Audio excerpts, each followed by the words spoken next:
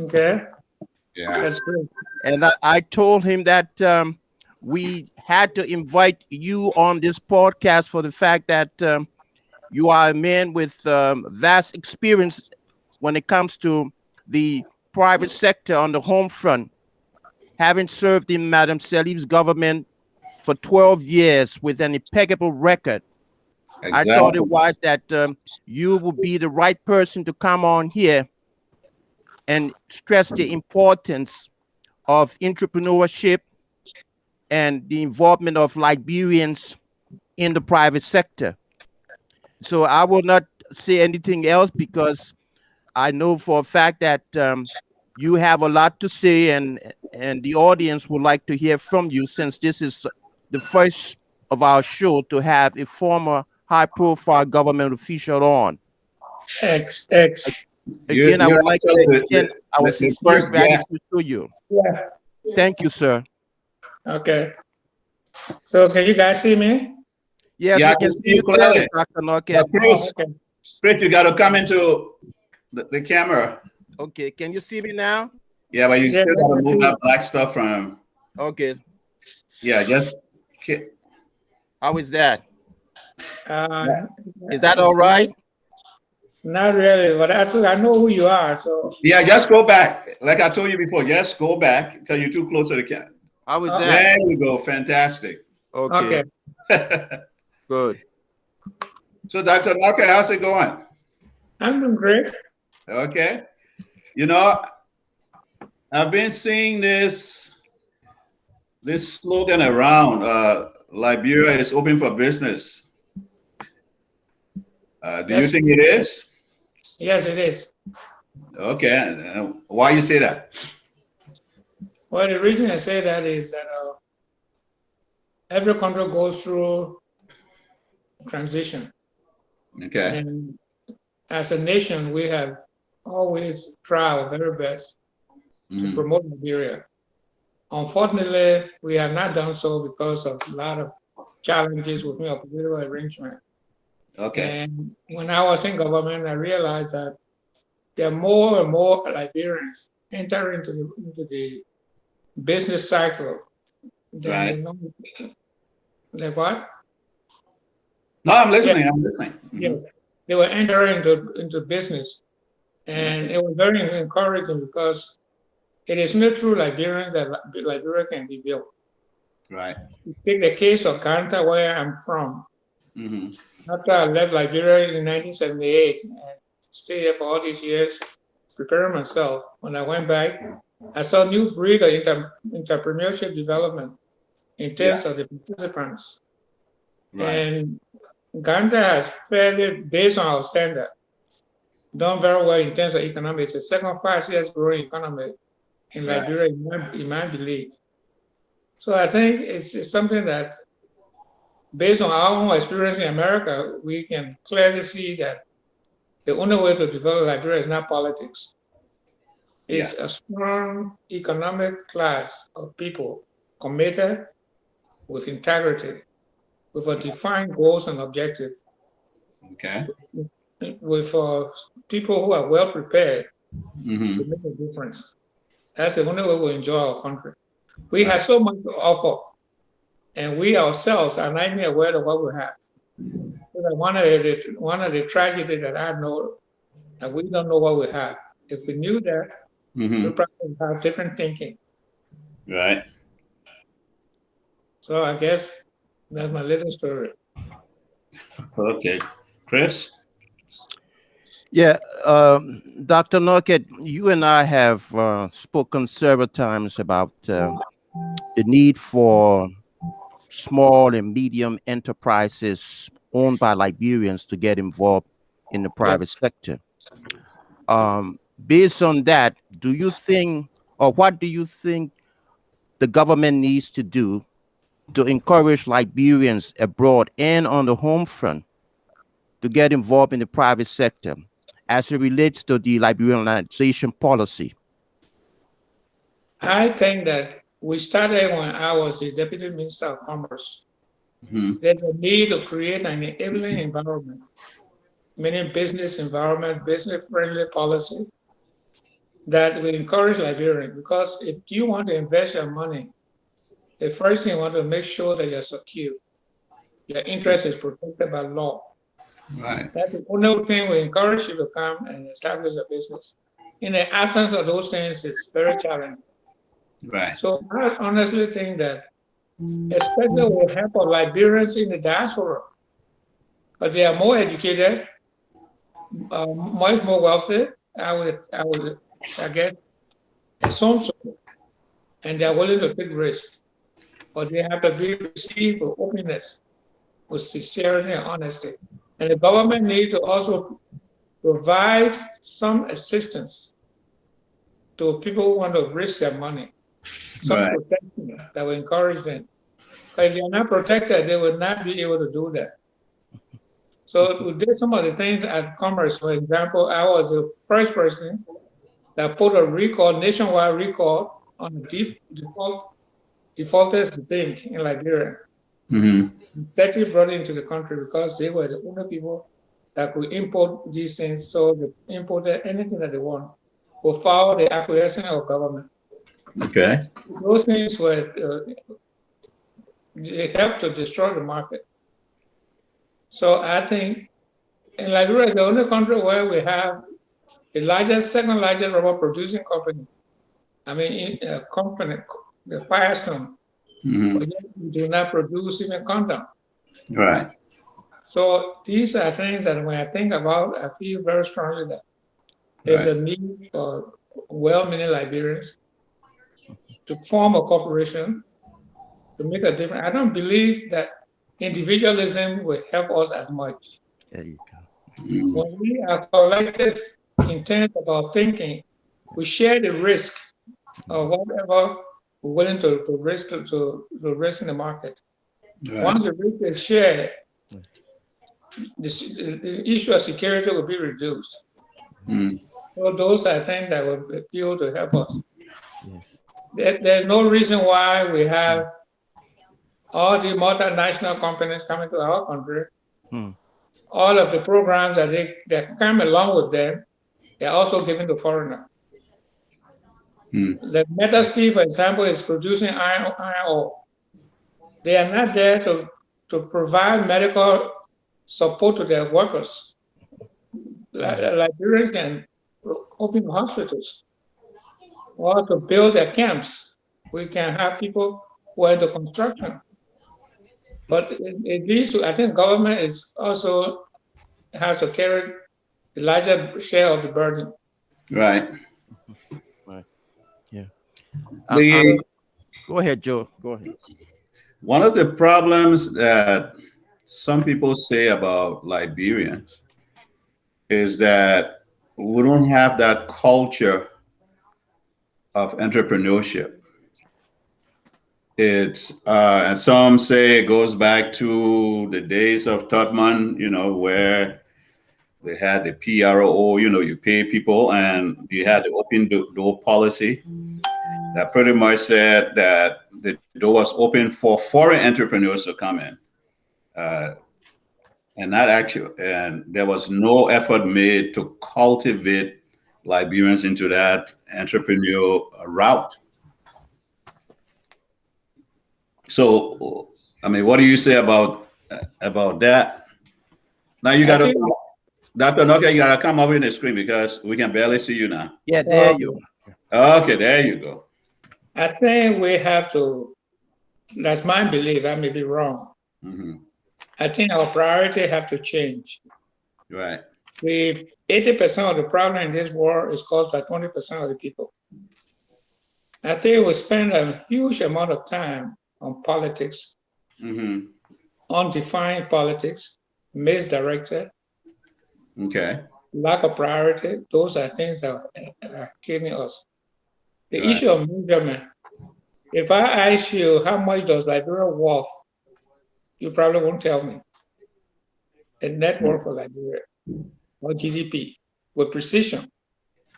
If I told you what's the Liberian population, you would not tell me with precision. Right. Because population usually is by estimation. But your estimate must be close to reality.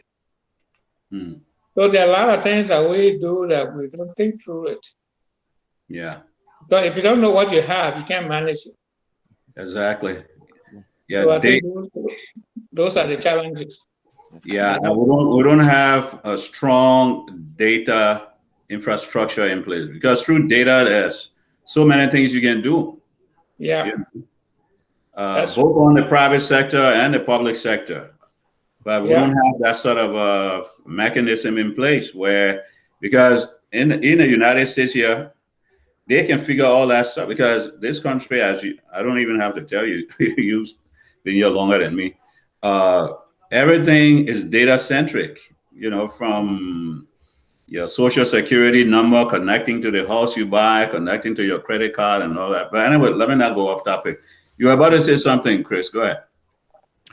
Yeah, well, Dr. Norkeh, based on your past experiences in the GOL, most of the concession agreements that were signed were corporate social responsibility commitment included in any of those agreements to empower the local workforce?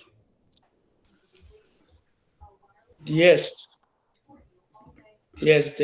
Almost every contractor arrangement for investors counts to social development. I mean, social responsibility. Hmm. However, if that social responsibility is helping the people intended to help, is something that I question. Hmm. Let me take the case of Nimba, where I'm from.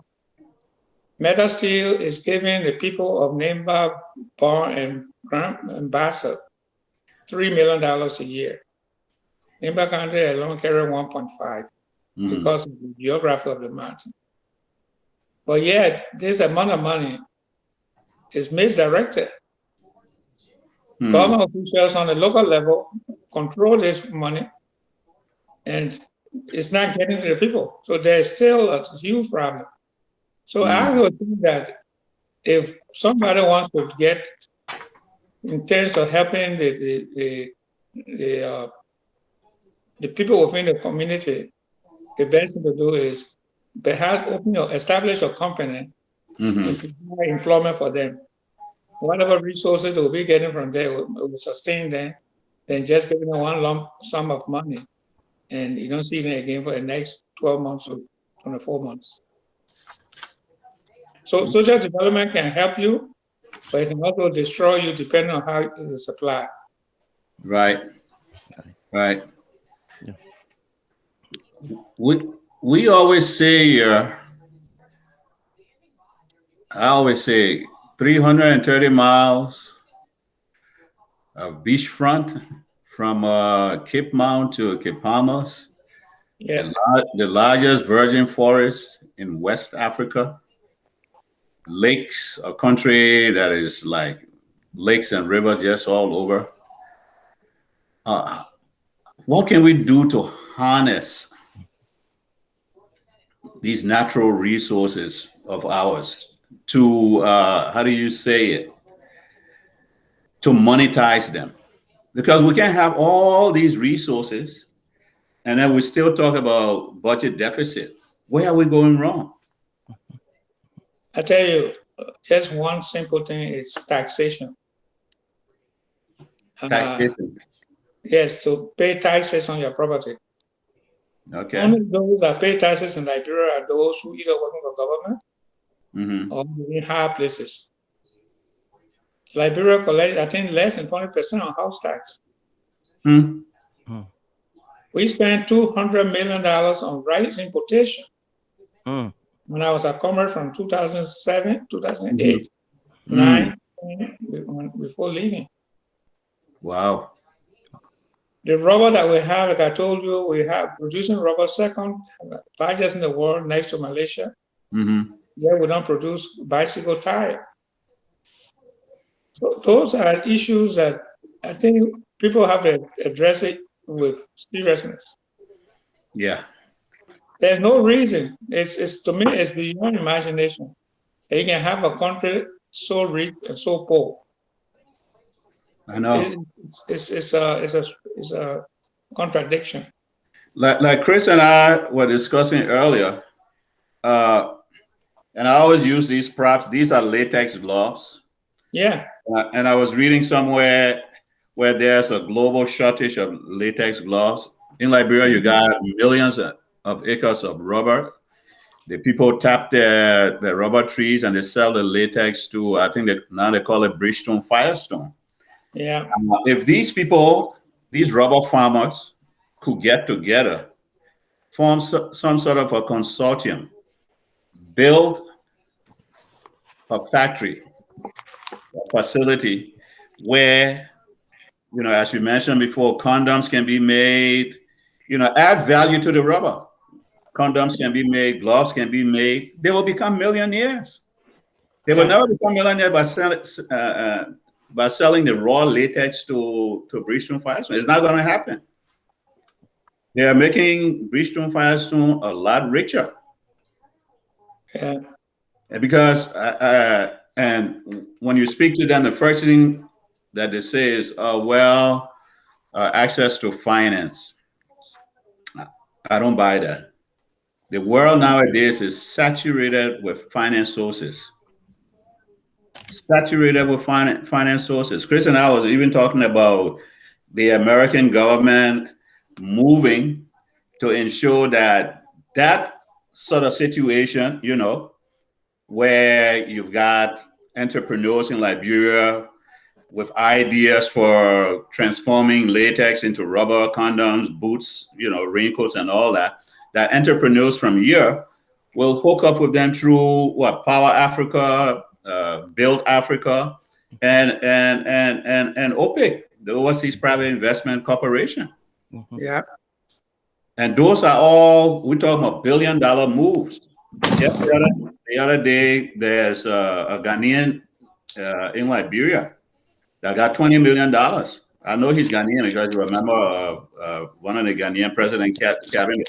He got $20 million on behalf of Liberia to support SMEs. Yeah. So I don't know. It's kind of a, if you have a situation where you've got, I said previously, 75% of the economy is being dominated by foreigners. Liberia only have like 25%, but you corrected me. You said it's even worse than that. Yeah. So that means it's a national crisis. It is. And I think even I visited Beijing and saw how they transformed themselves from almost terror in theory Mm-hmm. to work.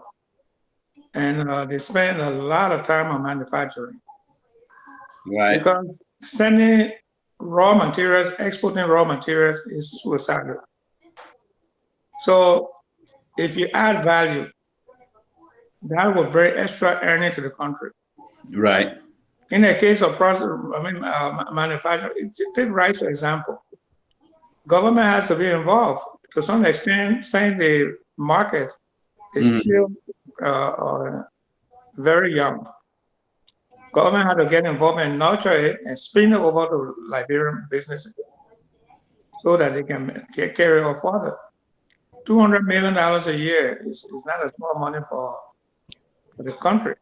But yet, year after year, we spend $200 million. And what is done with the farmers is organized and it's supported. Do they have the market? And all of that left in the air. And the farmers are not even mechanized. I mean, majority of the farmers are like, smallholders. They still do it the traditional way. Exactly. Farming. Yeah. Yeah. Dr. Norkeh, Yeah. as someone who worked in the late President Talbot's government during the 70s, the Liberia Industrial Free Zone Authority was created. Yeah. We had Agremico Yeah. involved in a joint venture partnership with the GOL and the World Bank. Yeah. With one of the largest rice farms in Lofa County, and at the time, in the Mana River region. We should have been self-sufficient by now. Yeah.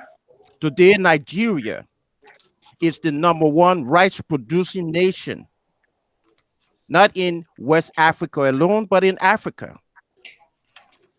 So my question to you is, the Liberia Industrial Free Zone Authority dormant? When I was there, we were trying to open it. Mm-hmm. And, that discussion was actually in my office because that's where my education is. Okay. And there was no support. The thing with government is they make big pronouncement without support. And there's no way that you can do that. And since I left government, I was contacted by one of the people there that they were seriously looking at opening the industrial zone. Even if you open it, if the right mechanism is not put in place, Mm-hmm. it'll be a waste of money. So clearly, you have to ask yourself, why do I want to introduce the industrial zone? What are the benefits? What they say that want to pass on to government or even to private citizens. But if you just go ahead and jump there because you heard it from someone, it sounds beautiful, or you think you want to go there so that while you're there, you're getting a paycheck, it's not going to help us. The Tower time you talk about, remember, Tower generation were better educated than the generation today. I think that's part of our problem. And even though people do not have the skills, they still profess to be an expert. So you have the pseudo intellectualism, catering to very sensitive needs of the people.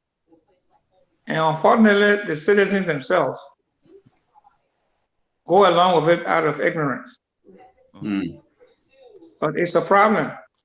But I think, to me, the way I see it, a few of us can come together and find a way around it and do what I call pilot study. Get together, open a small company. It doesn't have to be huge if you don't have the resources. Mm-hmm. And start something. People see, like people, the one thing they are very good at, they're copycats. Mm. Once you see it, you'll see some people gravitating towards you. We try to solve theoretical problem, practical problem with theoretical solution. Somebody wants to plant rice in Liberia, you don't need extensive research involving wall brain. But you know that if you go to Zogowe right here, the people need food. Mm. So, and we spend huge amount of money on research and development in those areas. I'm not saying we don't need it, but there are areas that are necessary, like instant in the area of IT, information technology. That's a different thing because of high tech require higher skills. So we really prioritize, we need to reprioritize our priorities. And the commitment must be there. So I challenge people like you, and I want to give you credit because you have been on this project for a while. Even though some people have disappointed you, but yet you never gave up. That's the recipe. And I thank you too. I thank you too for the encouragement and inspiration, Dr. Norkeh. Yeah, that's the recipe for success. Yeah. Right. So you have that already in you. All we need to do is to maybe I don't know, if the government was reasonable government, I understand, I don't know any of them. Mm. You can take some X amount of money and invest it. And monitor the program, the institution. Right. And come up with a way for them to get their money back over a period of time. Maybe 10 years, 20 years, 30 years. On a gradual level. Because if you don't have money, it's difficult. In America, when you have an idea, without money, you can succeed. Mm-hmm. But in most African countries, the idea without resources is waste of time. Yeah. Mhm. So those are things that I see. So those of us who are knowledgeable of these things, we can start a revolution in terms of doing things that they would just be able to take them out of their normal thinking. This is so simple. Why didn't I know about it? Why didn't I do it? These people just came, they did this, this is where they are now. They run into you for a job. They Right. run into you for loans. They see you riding nice cars. They start wondering, questioning their own decision-making process. Right. Yeah. Joe, is there something you want to say before I No,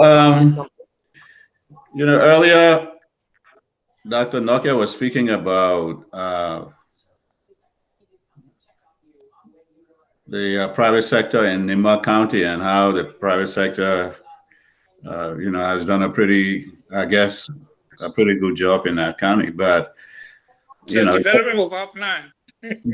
well, just aside, but the people in Nimba, they have done a very good job. They are mostly, you got a lot of traders, you got a few entrepreneurs, but those two groups together, they have done a very good job in the private sector.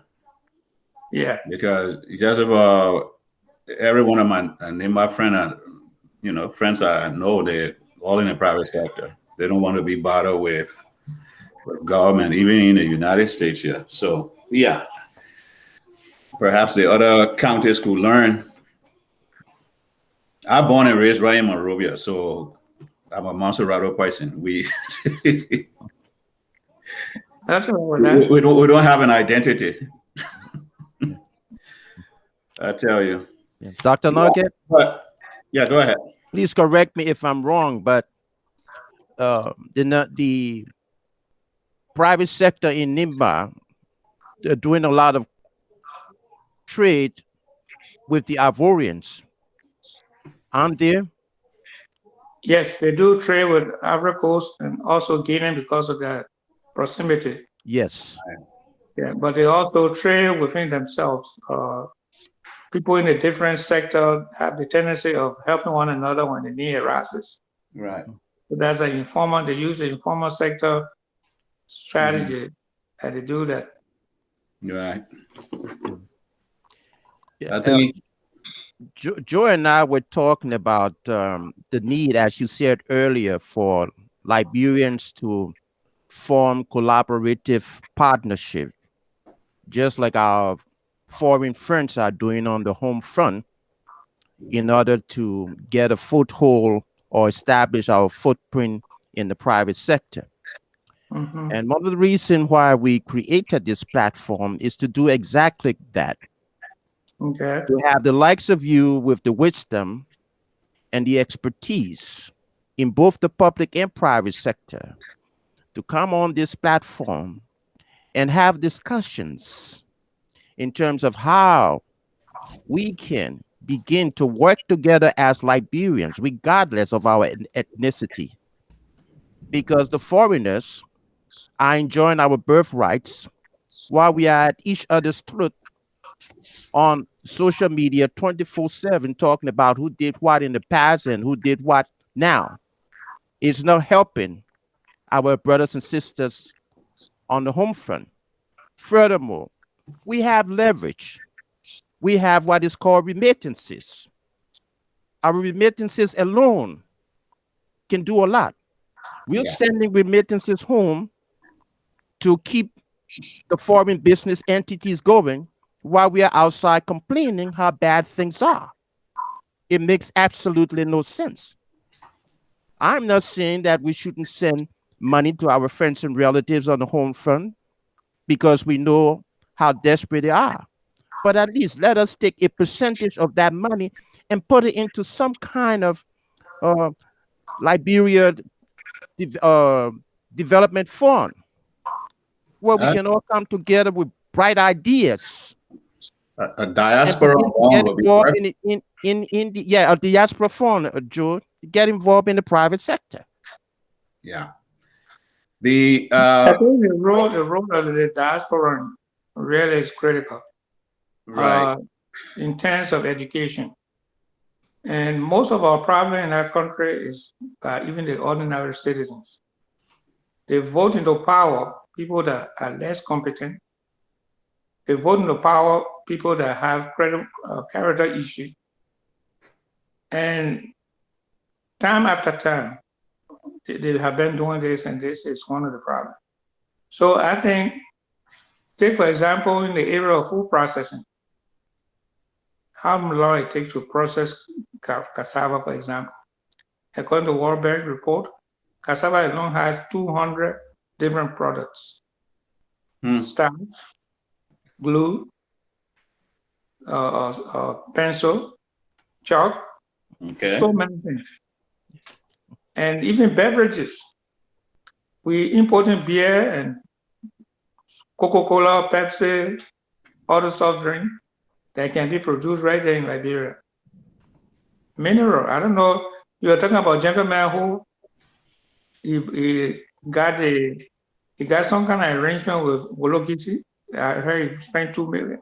He went and sold his contract right to someone for 20 million, and that's what you're talking about. So just imagine someone came from nowhere and gets that $22 million and get 20 million in return. Yeah, but Wow. that's even at I mean, we've got another situation where a Nigerian came and bidded on one of the oil contracts, and he then sold it to Chevron for $250 million. Yeah, I hear that. Yeah, Okay, that's one. so, Guys, even the first $25,000 that he tried to spend in Liberia, he check bounce. Wow. Yeah. and Wow. even So that tells you, and I remember during the bidding process, the late Willis Knuckles was on radio begging Liberians, you'll be a part of this. Even if you got to connect yourselves with investors abroad, bring them in. You can partner and bid. This is your, your natural resource. yeah, And Liberians didn't do it. Because and then we don't have them, we think small. So then bidding on, the oil contract, it was just too big.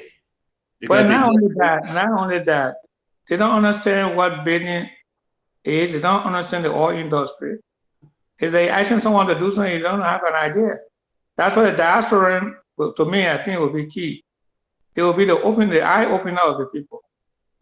So even Chris was talking about Turbo Time. Turbo introduced a fishery, Maserati Fishing Company. It was the second largest shrimp exporters in the world. Yeah. So those things have happened. I think it was the largest in Africa, wasn't it? Yeah, I think in the world. It was next to, there was another country ahead of them. The agriculture, like I said, real estate. I mean, a simple thing that we can do to help. But again, for me, I'm a disappointed Liberian. Yeah. So when I'm talking about this thing, I talk with emotion as well. Yeah.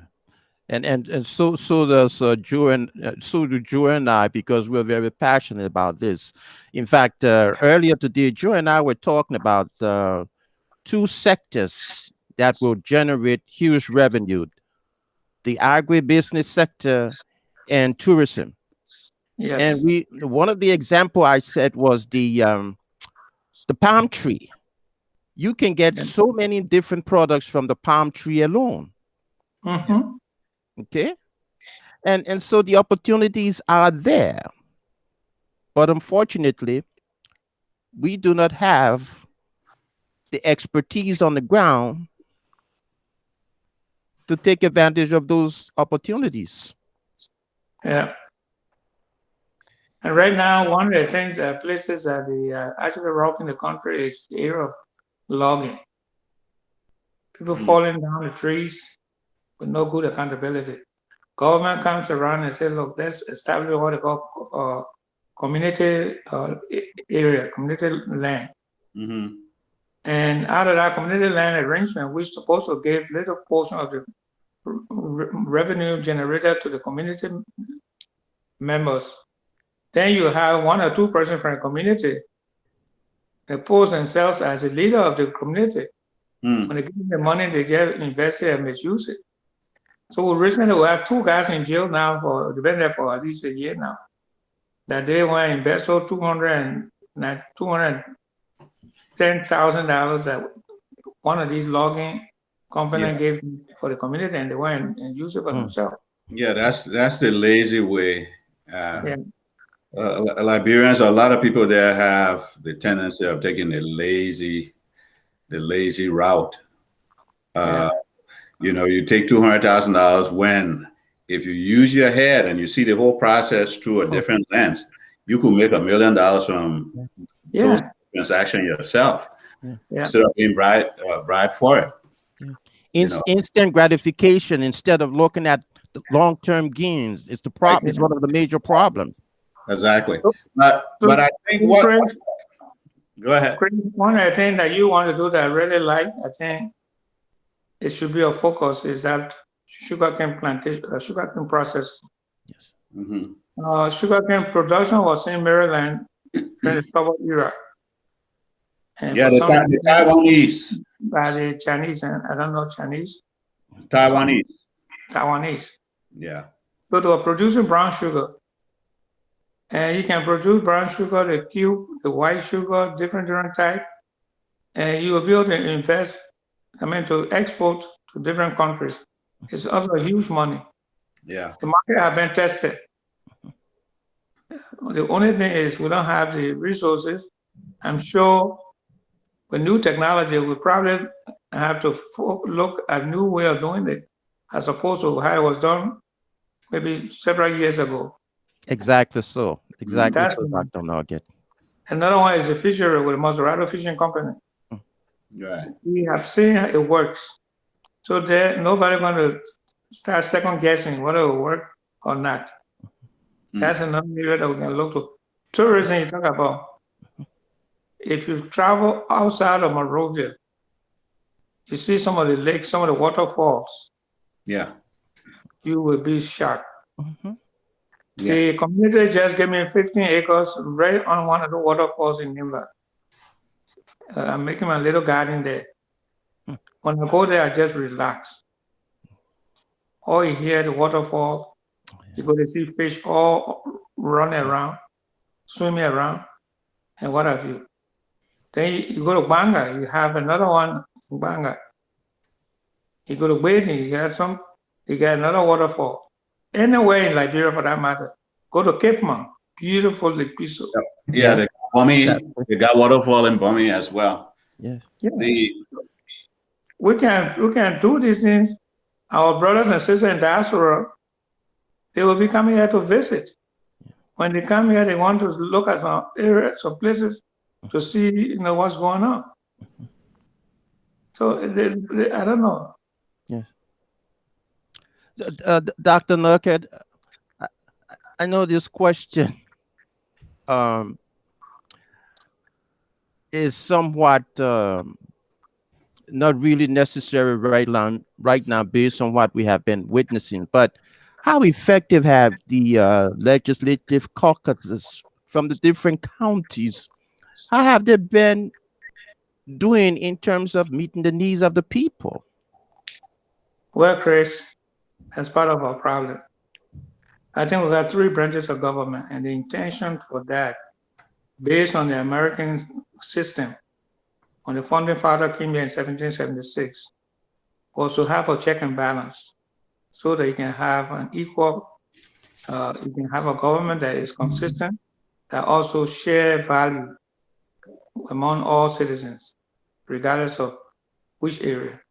I think that's exactly what we have in Liberia. But unfortunately, it is like that in theory. But in practice, I'm afraid to tell you that a lot of them are there for their own interests. Yeah, especially with Monrovia being overpopulated, that there is a need for decentralization, but the people cannot go back into those rural areas without the support of the government. Yeah. If we have a thinking government, in order to depopulate Monrovia, it's very simple.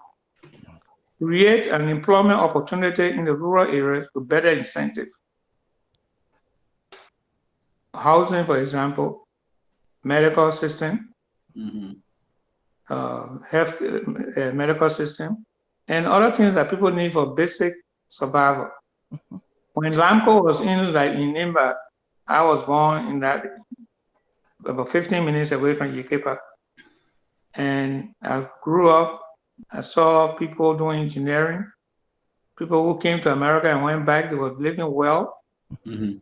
How are they engineering? Not because somebody counseled me, that's a good area. Because I saw people doing well, that's how I took engineering school.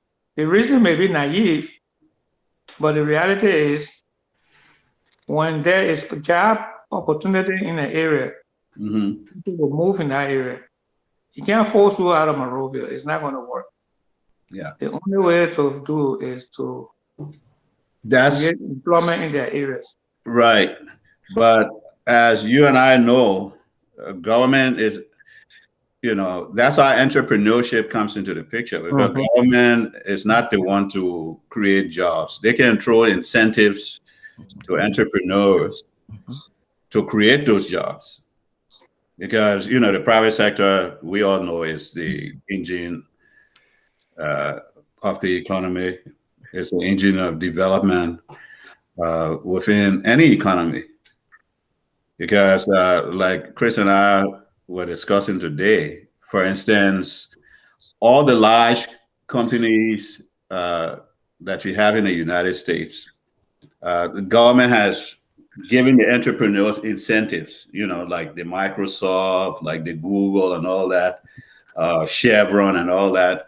Government said, we're not in the business of hiring people, but we'll give you all these incentives, tax credits, tax breaks, to do what you do. And even in some instances, for instance, if you're driving a car from point A to point B, you don't have the address. You key it into your GPS. Who created GPS? It's the U.S. government. The internet we own. The U.S. government created it and gave it to the private sector. So you do your thing, because they know that the more people you hire, and you happen to be a successful business, you're expanding the tax base. People will pay. People you hire, your employees will pay taxes to government, and they want you to scale and grow. Yeah, I a little bit disagree with you. That's American approach. It works for America only because they are mature, they are educated, they got the funding. I think the Chinese approach might be okay for Liberia. Let the government provide funding for the people. Let them get into their own businesses and then make them pay that money back to government within a specified period of time. And then let the company be governed by them. Yeah, but that's different from having the government itself go in and create the jobs. You're saying No, pretty no, much. no. That's not what I meant. No, Leave the you're saying pretty much what I'm saying. Partly Okay. what I'm saying, that government give incentives to the business sector, and the business sector would do, they will go about the business of Okay. hiring, creating jobs, and all that. That's what I Yeah. was saying. Not the Okay. government building a hotel and bringing people to, No, hiring no. people Okay. to run the hotel. Okay. So what I think we should focus on one thing, Chris, talk about Uh-huh. sugar processing, for example. It's just an example. It's just a very naive uh, suggestion here, and focus on something and do it well. Once we have done that, it will force people Hmm. to recognize what it is that you have done and how did you do it. And we will have enough resources to even go and get money from the bank.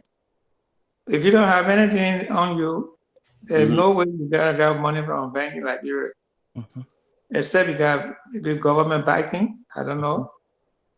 If you got investors from outside, and Hmm. unfortunately, a lot of outside investors are not comfortable with our setting based on the environment for business in Liberia.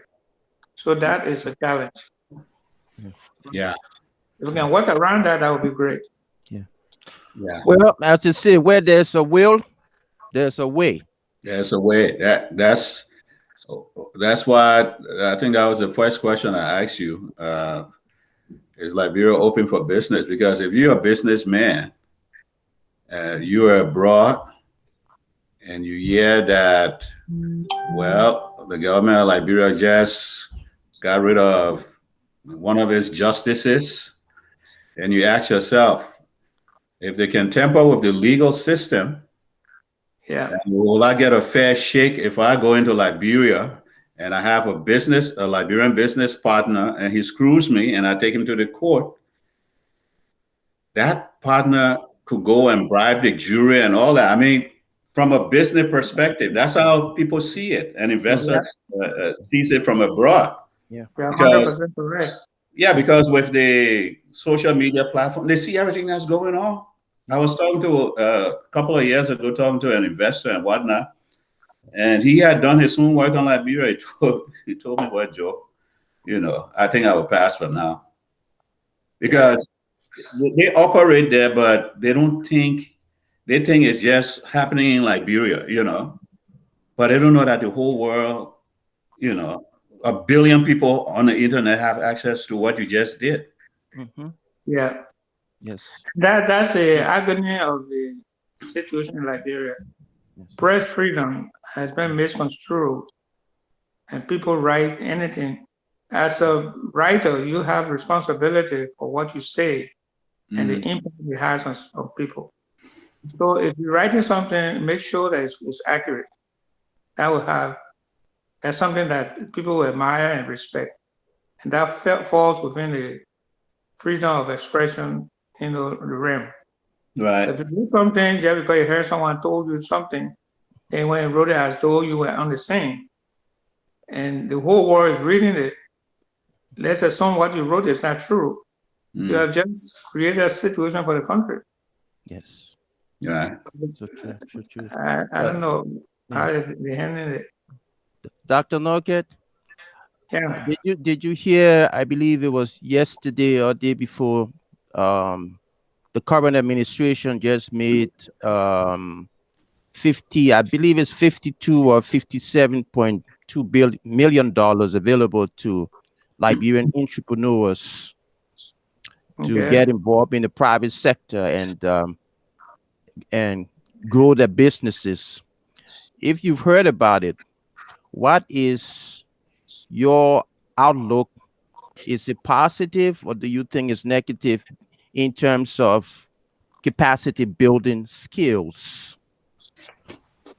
The way I look at it, if the money borrowed or printed has a clear objective and measurable goals and show to the public how you're going to manage it Mm, with some degree of success, I think it's fine. But you also need to find out how much money is in circulation in Liberia as today at today's date. mm. Because if you don't know how much is there and then you printed that much and dump it in there, you may saturate the market. And then you're going to have huge Liberian dollar chasing few US dollar. You're going to have inflation. So I think that it all depends. They need to do their homework and make sure that the money that they are printing, there's not an additional money printed somewhere that will be changing hands. Is this The money, Liberian dollar you're talking about or American dollars? Liberian dollar.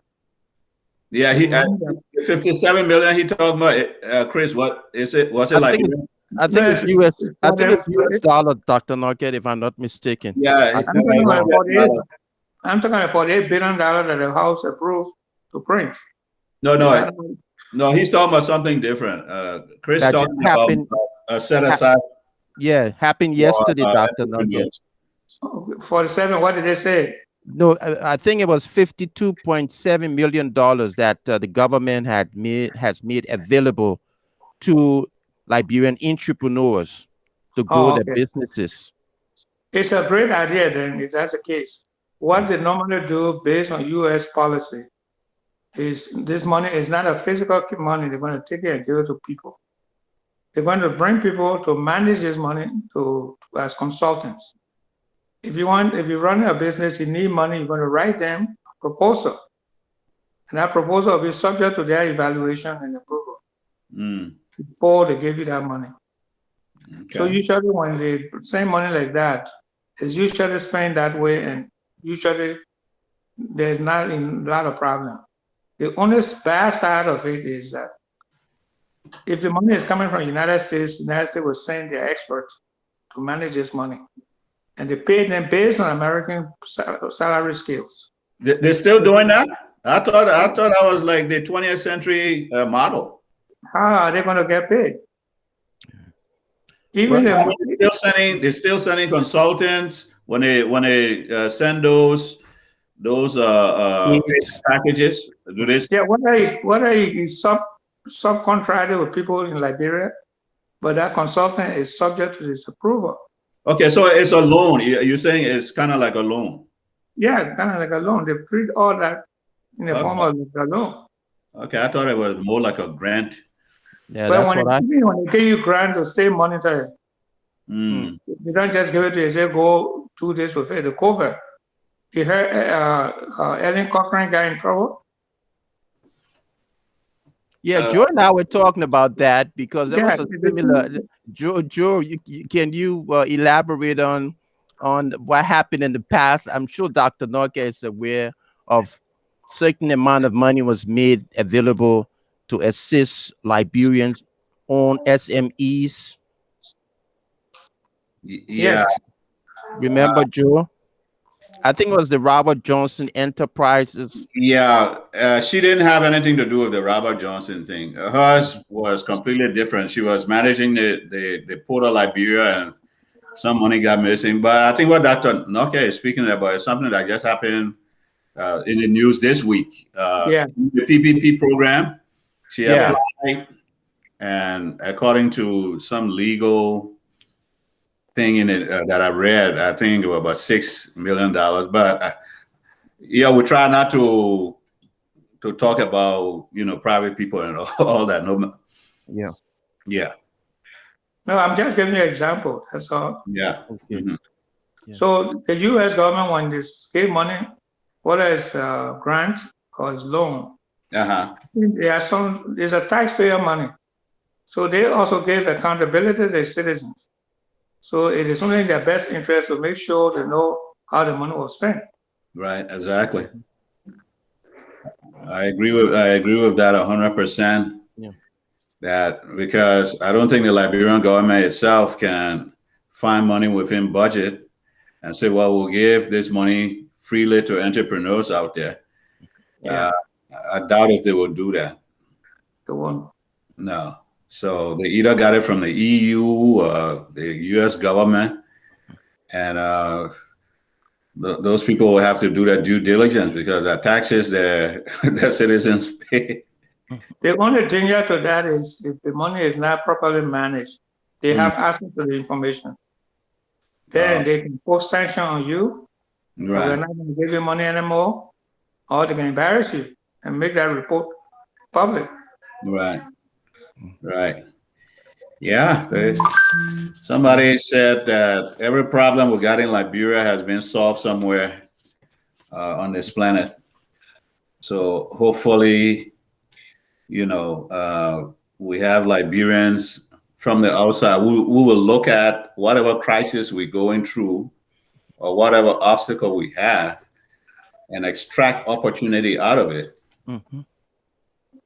You reframe your crisis as an opportunity. Yeah. Yeah. I like Chris' approach. Chris is always concerned about the solution. No, Chris is a war horse. He doesn't give up. Yeah, I think we spend more time. He doesn't give up, boy. He got a spine of steel. We spend more time identifying problems, less time in finding the solution. Joe, remember we said what people see on the ground as problems, we see as opportunities. Exactly. So I can't give up because I just see number of opportunities. I don't see problems. We have to start reframing our problems as opportunities. I agree with that, Chris. Yeah. That's And That's why it it. the all other starts out with ideas. Somebody had a saying to say, ideas are the currency of the yeah, 21st century. yeah, Yeah. yeah, So, yeah, and it's not only private sector. In government, the yeah. government that have big ideas, those are the Exactly so. government in Africa that are thriving. Look at Yeah, Ghana, look at Rwanda. yeah. Yes. Exactly so. Yeah, Yeah, yeah. big But look ideas. at, yeah, look at President Biden infrastructure There you go. plan. Look at that. Right, Okay.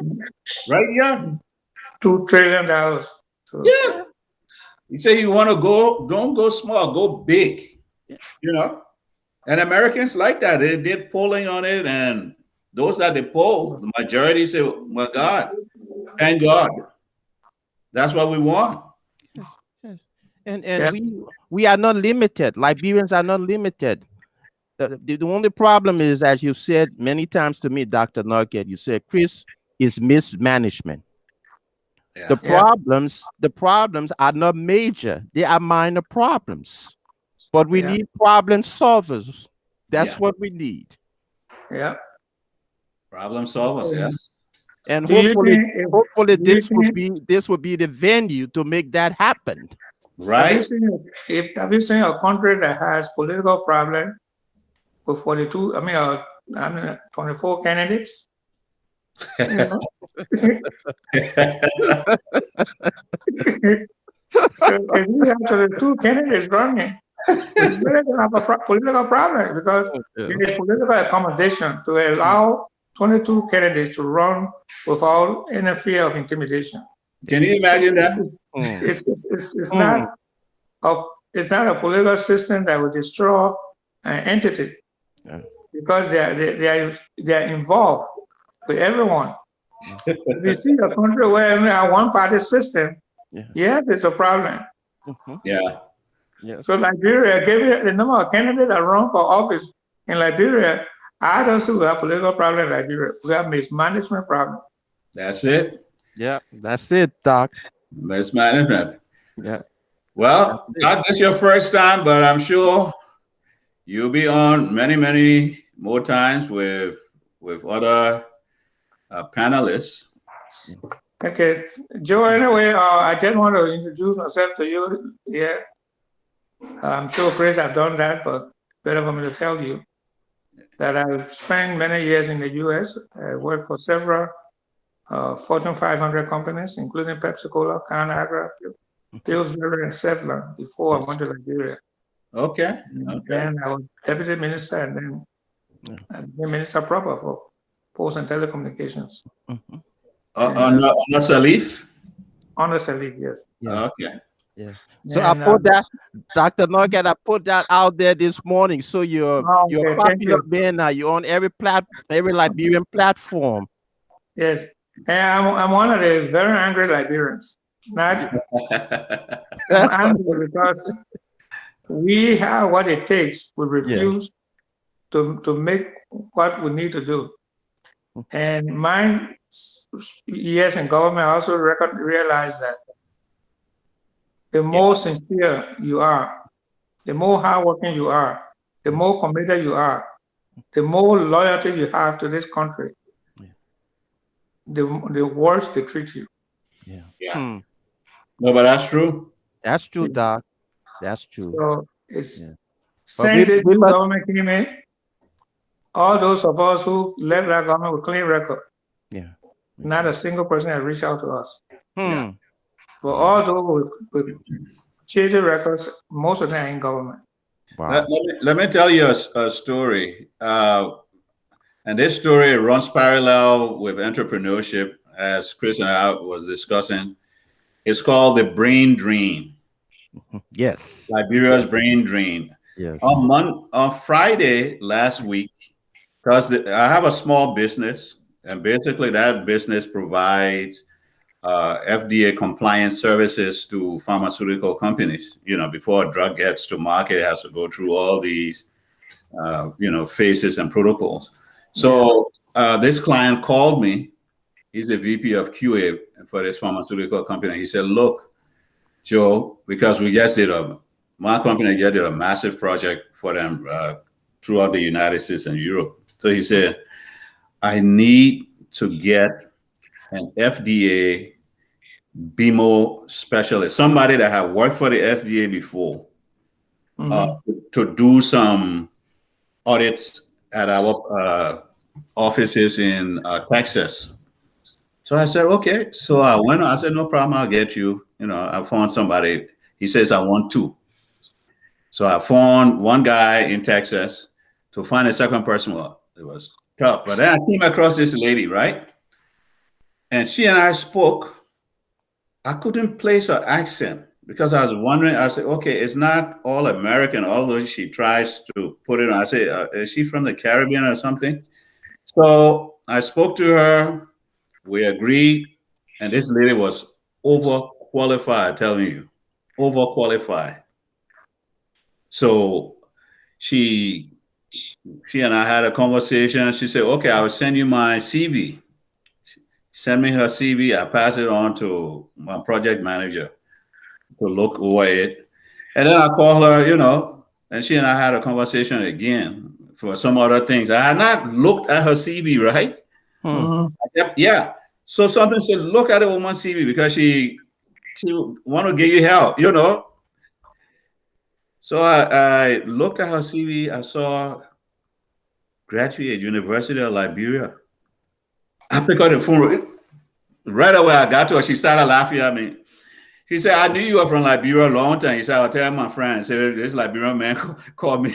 I said, well, I didn't catch your accent. I didn't catch your accent. She said, well, I was just trying to, you know, put on a professional accent. Then she must have started talking Liberian. But this lady graduated from the University of Liberia in the 80s. She went to all these top tier schools. You know, she even teaching at one of those top tier Ivy League universities. That Liberian brain dream right there. That woman could be in Liberia helping the how do you call it? Helping the Liberian regulatory authority because she worked 30 plus years with the FDA. But you know what though? With Ellen Can you Johnson, imagine that?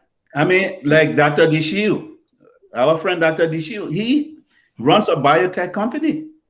yeah. Those are Well, the brains, all the country brains. yeah, You Joe, got Ellen Dr. Johnson Norkeh, said, you got Chris yeah. Jackson, Ellen Johnson all said the this is brains abroad. No, Ellen and look, recruit. I hope people that will watch this. I'm not saying that you don't have brains in Liberia. No, I can't say that. You got a lot of smart people in Liberia, but you got a lot of smart people in the United States that are Liberians Right. also. I agree. Yeah, And that was the success story for Ellen Johnson Sirleaf. She recruited some of the best people that she knew yeah, in the States. yeah. She did a good job. But tell me what happened because when she left, everybody left. Yeah. But those of us that didn't leave, they didn't even call us. I mean, Hmm. she recruited me. I never left. I stayed in Liberia. Nobody ever reached out to me. I never reached out to them either. Are you staying in Liberia as we speak? Yes, I'm there running my NGO.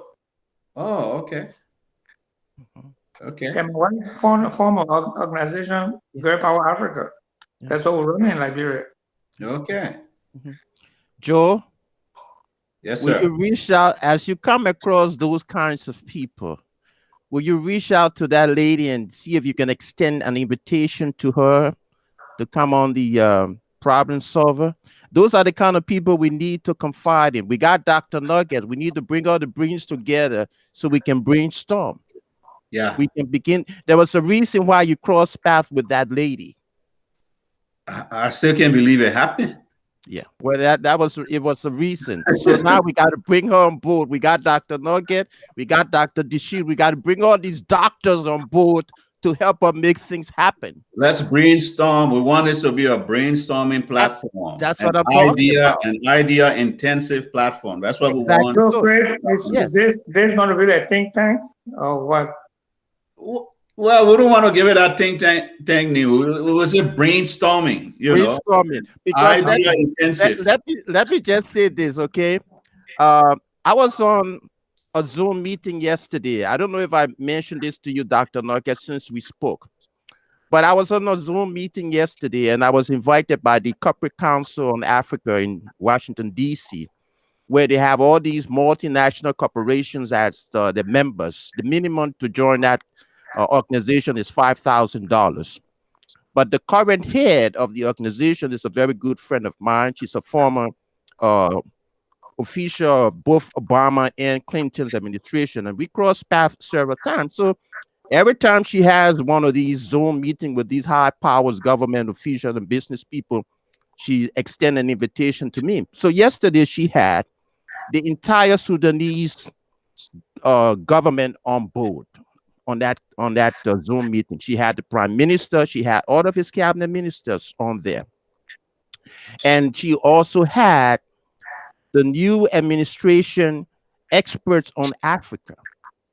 And they said that this administration is going to invest a lot of money into Africa more than ever before. Mm-hmm. Into what?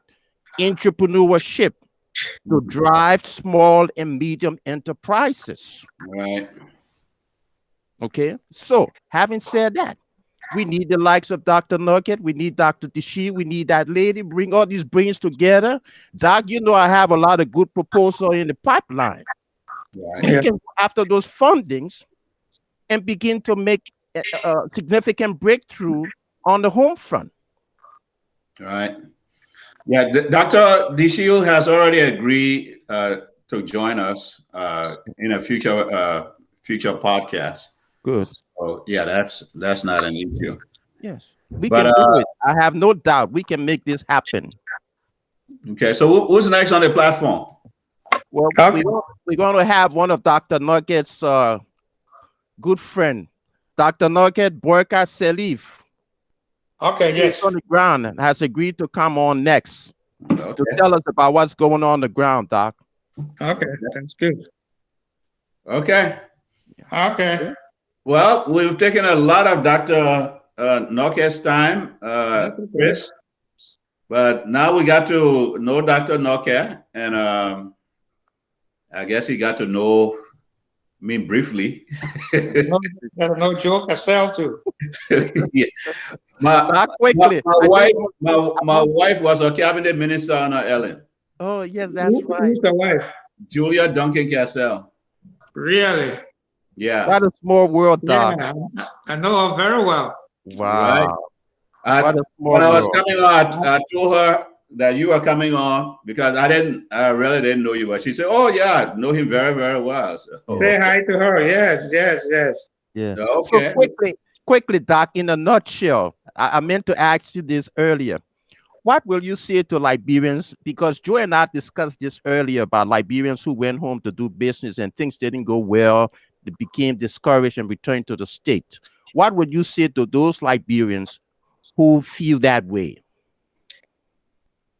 Well, it's this individualistic approach to dissatisfaction in any given situation.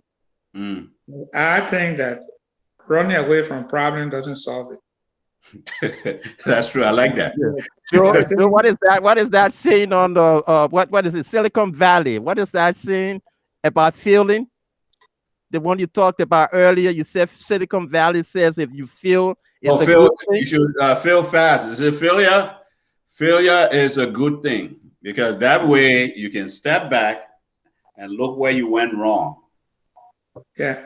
In fact, there is a company, in fact, not even a company, it's almost known in Japan, where if you don't make mistake, they usually will fire you. That's Wow. Yeah, it's a same idea in Silicon Valley that I would tell you. They want you to fail. They say fail fast. Mistake is needed to learn. Wow. Yeah.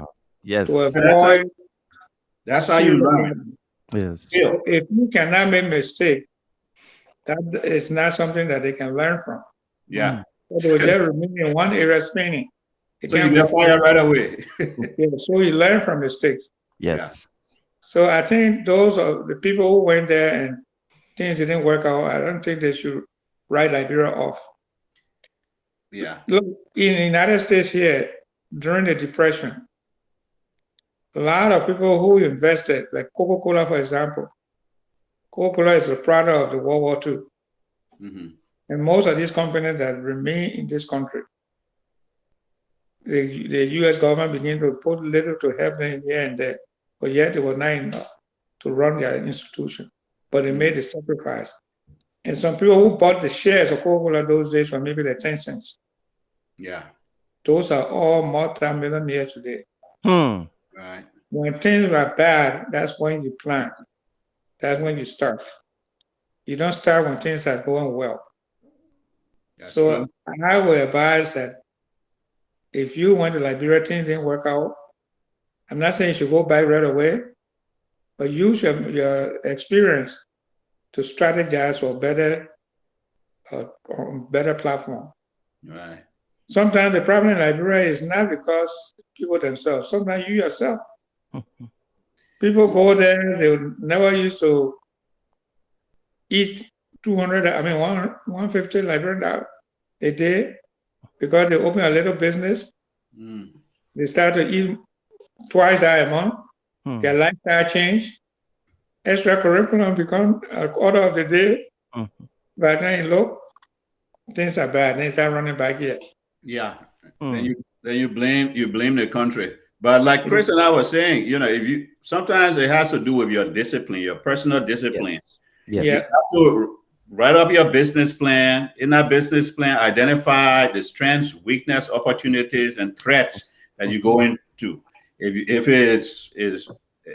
the business plan has an upside of threat, find some sort of de-risking, mechanism. Okay. Instead of just going there, no business plan, nothing. You go there, you say, okay, I'm going to start a business. You don't even talk to the people there to see if they really need your business. You just assume. Yeah. Nowadays, they say talk to your potential customers. Ask them what they're looking for in whatever product or services that you're providing. You just don't run and say, oh, I got a business, and the people will buy it.